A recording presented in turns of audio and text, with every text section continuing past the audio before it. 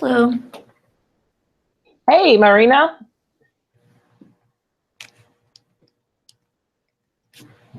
Well, Marina, it's just the two of us right now, Okay, cool. and I can't tell if I'm changing the camera or if it's doing it by itself. I think it might also do it itself based on who's talking. Oh, that's smart. Okay, I I just think clicked it on you, does so that. now you're up. Okay, well, let's just get started for the sake of this is recording and, it's already started. So I'll just start just by talking about how much I love the Journalism and Women Symposium and just how great our fellowship experience was because we were fellows the same year. And it was just, well, excuse me, for me, it was the most rewarding journalism conference I've ever been to. It was the first time I didn't have to pack heels. I didn't have to, wear makeup every day. I wasn't throwing business cards at people and look at my resume. All of that, all of the connections just kind of came to me because everyone was there for the same reasons. So do you want to talk a little bit about your experience?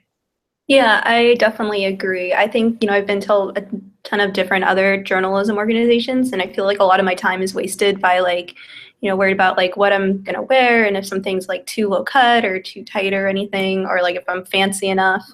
And what I really like about camp is that you don't have to waste any time worrying about that. Another thing is that at other conferences, I'd kind of be worried about going up to someone and, what they would think about me. But at camp, it's just like the focus is on mentoring and support and empowerment. And it's really chill and low key. I just loved being able to go up to anyone and have cool conversations and learn more about people. Yeah, I just wanted to talk a little bit about like the bond that Mm-hmm. we had, coming in. I think it was my first camp. Was it your first camp as well? Yeah. All right. So it's just like we had each other. Like a lot of people fear going to a conference for the first time because they don't know anybody and they don't want to Mm-hmm. feel like, an outsider or whatever. But we just all kind of clicked together and there were like 10 of us, 10 emerging journalists, and then the diversity fellow, next step. Mm-hmm. Everybody, was there. So, oh, I think Nikki just called in. Hi, Nikki. Hi, Nikki. We were just talking about how much we loved our experience, with our first camp and the fellowship experience. Do you want to talk a little bit about why you applied and what's happened for you since?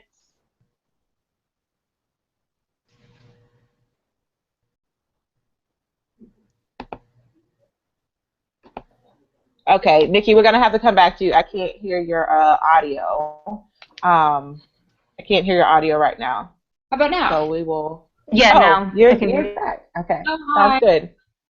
Yeah, well, I From the wanted top. to go to Okay, Nikki, camp. we're gonna have to come back to you. I can't hear your audio. I can't hear your audio right now. How about now? So we will. Yeah, Oh, now I can hear you're you. back. Okay, Oh, sounds hi. good. Yeah, Okay, I well, heard some feedback. Go ahead. that's so weird. Well, Nikki, if you can hear me now, you can go ahead. Can you hear me now?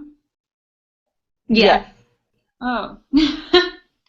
Okay. Well, I wanted to go to camp because I've been in JAWS for very long time, and it was my first year that I was eligible to go to camp, and I finally was able to do it, and I made amazing connections, with people I still keep in touch with, and because of them, I've been able to take advantage of freelance opportunities.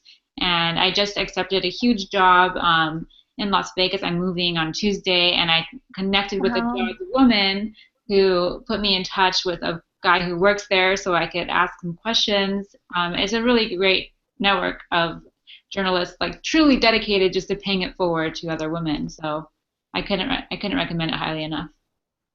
Well, Sounds congratulations great. to you. And for anyone like tuning in just now, I just wanted to say that Nikki is the fellowship co-chair.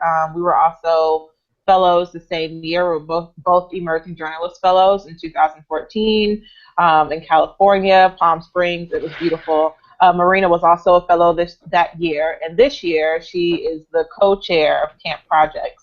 Or camp programming. So we're just gonna move along to Marina. We've talked about how much we love camp and our experiences there. on a an intimate level. But can we talk a little bit? Or can you give us a little insight on what we can expect at camp this year? Yeah. So one really great thing about camp is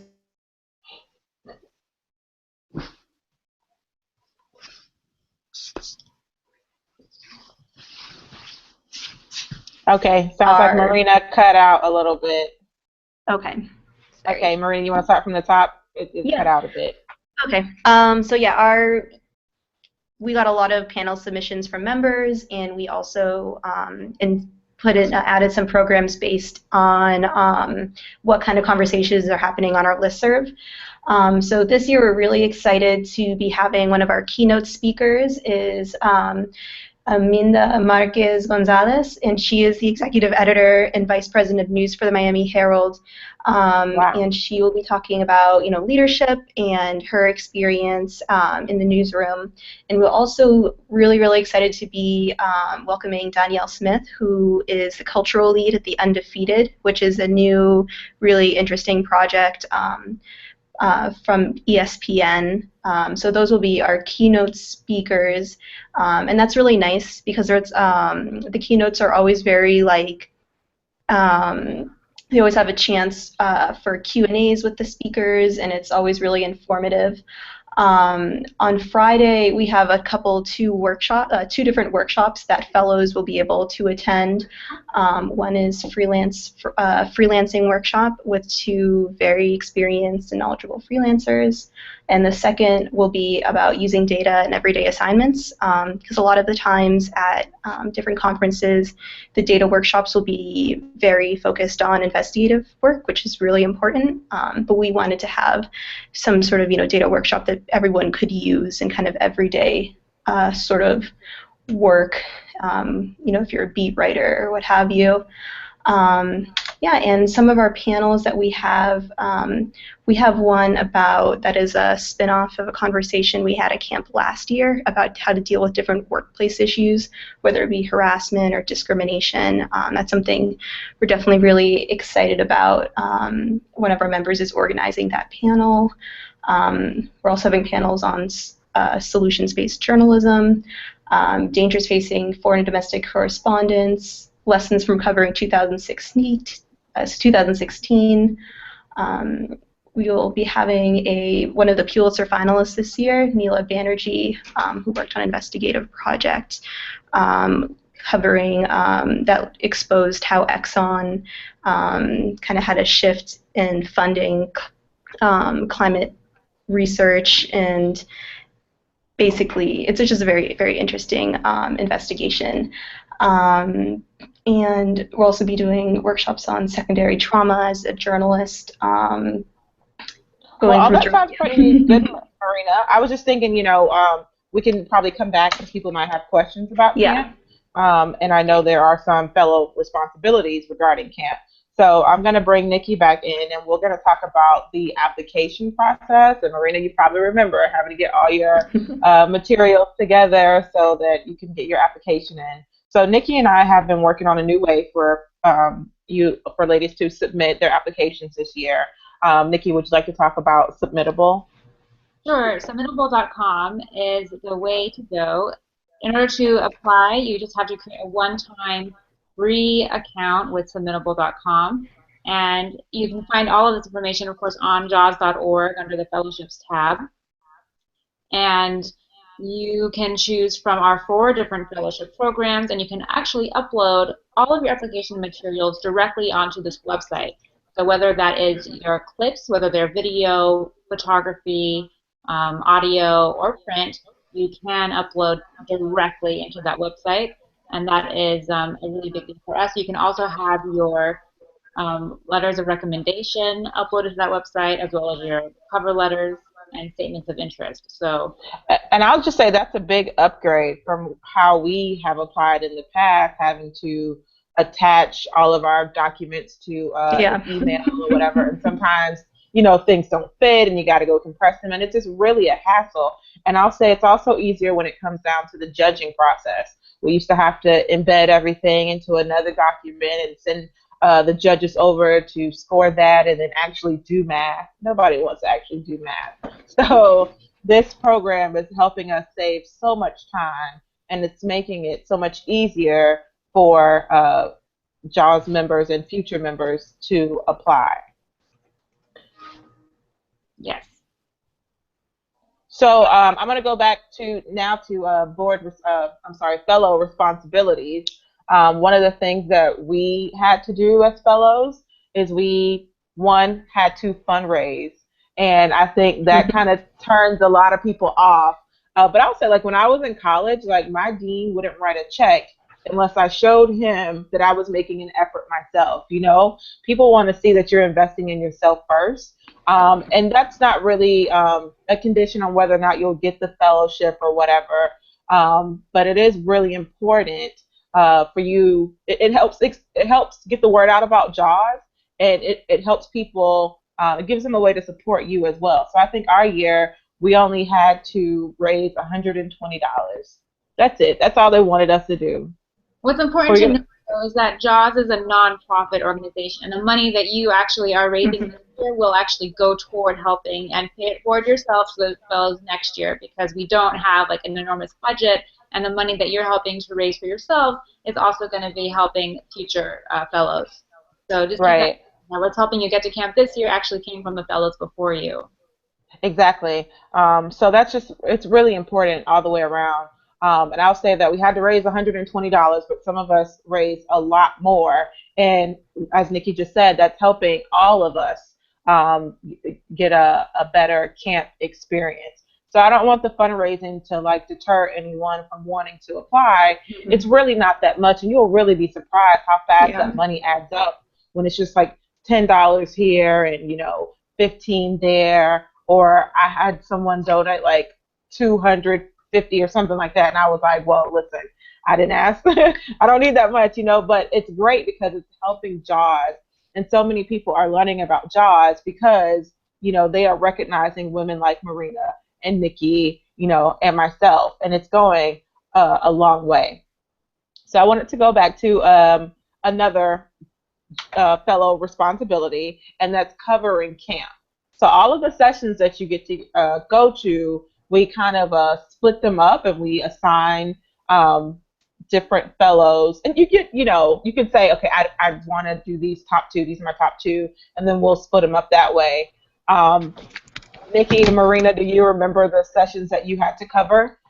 Yeah, covered something about how it's important to encourage women in tech, but the media actually doesn't do a very good job of that, because all of our sources and all generally are not quoting women in tech when we do tech stories. So it was a big push to make sure that you have diverse sources and you have women sources when you're talking about all topics, and especially tech, which is so heavily male-dominated. And that was a really great pleasure to cover, because I learned a lot. And what's really exciting is you get to be edited by your fellow JAWS peers and your colleagues. So it's a really big treat, actually, to you know, have someone read your work who you can really respect and admire. And if you need a clip, you get a clip. It's posted to the JAWS website. It shows that you can live tweet. And sometimes go up and interview. I mean, I was taking pictures during our sessions, and then going up to get like quotes that maybe I didn't get from the actual session, just to, you know, cover the story. I mean, we're journalists, and it's part of the responsibility of being a fellow. But I'll say it's probably one of the most rewarding experiences as well, because you really, you know, you get into the session, you know, and you're covering it for the women who couldn't attend camp that year, or if you want to go back later to go and do that. Marina, did you want to? One of the other things I covered was Swiss Army knife of tech apps you should use, and I actually covered it using Storify. So there's, you know, it doesn't have to be, you know, you can definitely use multimedia in those, you know, it doesn't have to just be text. Okay. All right. So we have almost gotten through all of it. I haven't seen any questions come in yet. So Marina, would you like to share maybe one of the top 3 things you learned from, you know, being a fellow? I mean, you're, you know, camp co-chair now, so I mean, it's taking you kind of far and you're, giving back to the organization. So what are like three things that you walked away from our 2014 experience with? Definitely, one of them was just about the power of having bonds with other young journalists your age, especially young female journalists. I really, we had a lot of like chats by the jacuzzi and like during different sessions, and I was really, I just felt we really got a really great support system built up. So I think just taking away that was one thing, the power of just knowing other people are kind of going through the same things that you're going through while you're starting to build up your career. And also definitely about the power of like vertical mentoring. It was so amazing to be able to hear what kind of war stories from female journalists who are at JAWS who really blazed the trail for us. And who went through so much, and being the first woman to do this and the first woman to like, lead a foreign bureau for the AP. That was just really, really inspiring, and just made me have like a sense of gratitude about those who blazed the trail for us.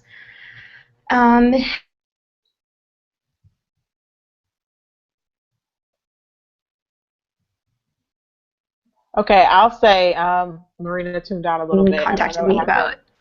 Oh, she's back. Yeah. Sorry. Okay. I lost you for a second, but I was just going to jump in and say that, after I left camp, very first camp in Palm Springs, my first experience, I was on this high for like, I don't know, 2 months afterwards. And I almost felt like, I was going through withdrawals. Like I didn't have, I had to go back to the newsroom where I'm, surrounded by, people who aren't JAWS members, a lot of men.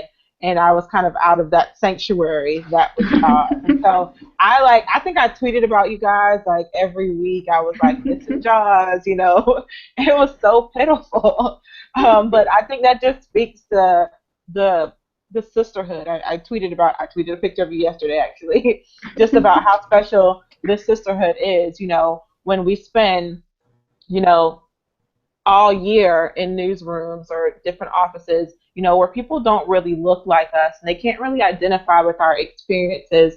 It's really beautiful to be able to go to a retreat with fellow journalists, fellow female journalists who have already been through what we're going through, who have already kind of figured out how to survive it, and who are still figuring out how to survive it. And we come together and we pull each other through. It's almost like, a revival. And I know it sounds like a Lifetime movie. I know we get teased about that. Oh, it's just women and they're probably just burning bras or whatever. And that's not really what it is at all. It's just really a beautiful experience. One thing that I'll say is, I don't know about other people, but for some reason I grew up with this complex, like, that I don't deserve or I don't, like, matter. And one of the things that I unbelievably took away from JAWS, and I'm really outgoing, but I definitely in JAWS only speak to, like, people I already know, or, I'm very hesitant to go up to large numbers of people I don't know. But it was just overwhelming to realize that all of these people, like 1,000 women across the country and some across the world, really, truly just want to help you.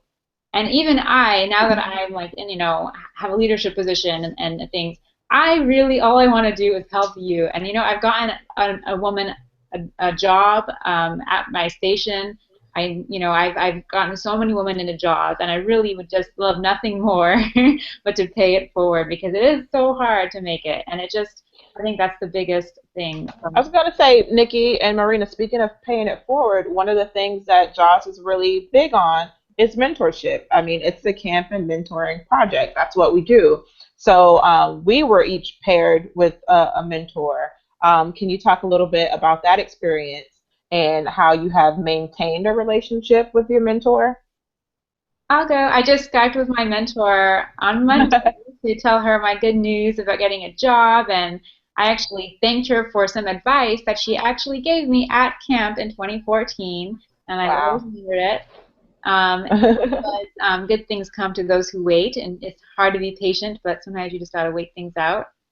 And I keep in I keep in touch as much as I can, and it's really a wonderful thing knowing that they pair you based on your interests. So I mean, I have this woman who basically I would just love to live like her career and to do all the things that she's done, and she's just here to say, okay, well, yeah, here's how I did it, and here I can help you like make your decisions and bounce ideas off of. I even had her look at a freelance pitch I did. She's super, yeah. Your mentors are amazing. Yeah, I just wanted to speak to like the diversity. And I think that's another beautiful thing about JAWS. Like if we just look at, Hmm. the three of us who are dialed in right now, and we were all camp fellows in 2014, and we're all, different shades of brown, that's just one, bullet point under diversity. There are women from all different backgrounds, who are there who, maybe started as a journalist and now they're working in film, and they're doing the screenwriting, and they're writing books, and they're making documentaries, and it's so diverse. And I'll say one of the most beautiful things to me was our year. We had Elaine. Elaine is a trans woman, and she was a part of our fellowship class. And that was the first time where I had to sit back and I had to think to myself, the diversity is so much bigger than having different shades of brown. Hmm. You have to have people in your newsroom of different backgrounds, different ethnicities for one, and also different socioeconomic backgrounds. I had never knowingly been in the same room or had a conversation with someone who was trans, and that just was so eye-opening to me. And she's such a beautiful person, she's still, a member. And I just encourage anyone, like if you're having doubts about maybe they won't accept me because apply anyway. Yeah. And I'll say one of the questions we did get, because we have about 5 minutes left on Twitter, this was a couple days ago, someone asked if we would accept international applications. And yes, we do. However, we can't provide any like visa support or anything like that. You have to be able to travel independently to the conference. We do provide some help financially, but again, the fundraising comes into play there too. So if you're international and you're thinking about applying to a fellowship, apply anyway. You never know what will happen. Well said. Thank you. All right, Marina, any last thoughts about the upcoming camp or anything you want to say to the fellows? Just definitely like you've been saying, apply. It's going to be a really, really fun time. We have a lot of cool programming slated, and it's going to be great. Okay. What's the one thing you're looking forward to most at camp this year? I think it's so hard to pick one thing.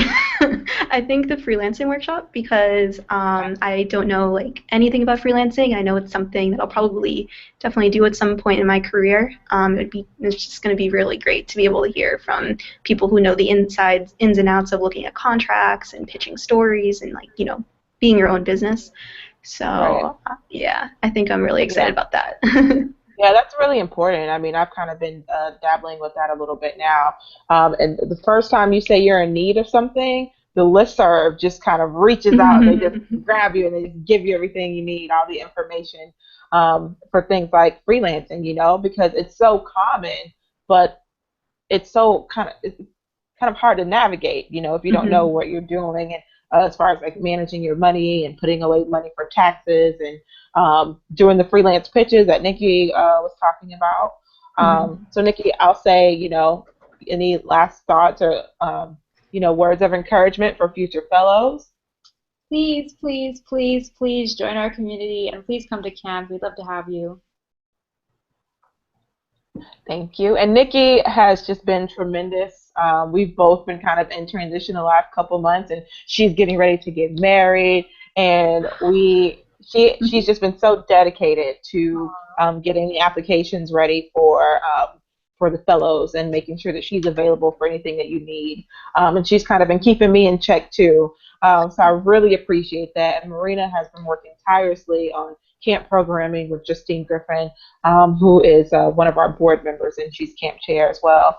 So I just want to say thank you to everybody who has a hand in camp, and thank you to all the people who are thinking about even donating. You can still help JAWS, even if you're not applying to be a fellow, or if you can't make it to camp this year. If you believe in diversity, if you believe in women who lead in the newsroom, I'll say donate to JAWS. You know, anything you can give to us will help grow our organization, and it'll give us more support to invest in women in newsrooms all around the country. So I'll say thank you for everybody who tuned in. I don't see any more questions, and I think we're going to be able to post this this broadcast to our website. So good luck to everybody. If you have any questions, you can still tweet us. You can still email us, hashtag JAWS Fellows. So thank you so much, Marina and Nikki, for calling in, and good luck to everybody. Mm-hmm.